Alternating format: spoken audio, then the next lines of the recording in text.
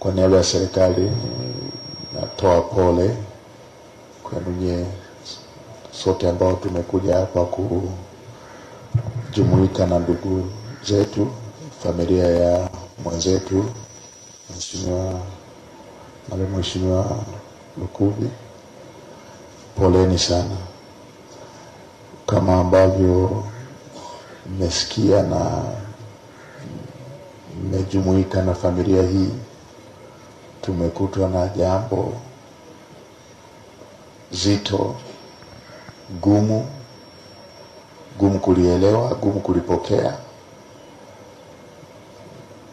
lakini ndio limeshatufika. Mara zote kuondoka kwa mtu imekuwa siri, lakini mtakubaliana nami kwamba hii imekuwa siri zaidi, kwa sababu sote hatukutarajia, na wala Mheshimiwa Waziri alikuwa tu kazini jana ambapo haya mambo yamemfika.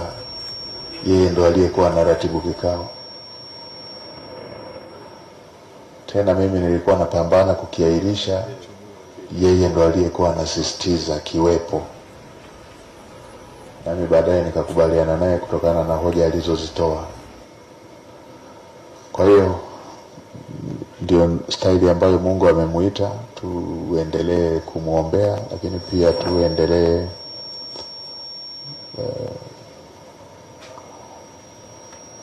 kuwafariji familia, ndugu, jamaa na marafiki. Lakini Mungu awaimarishe, kwa sababu yeye ndo mfariji mkuu,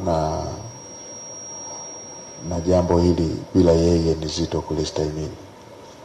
Kwa mimi kwa kifupi tu niliona nijumuike nanyi, lakini niwape neno la pole, lakini pia kuwapa commitment kwamba tuendelee kujumuika na wenzetu, na serikali itakuwa bega kwa bega na familia ili tuweze kumsindikiza mwenzetu kwa heshima. Poleni sana.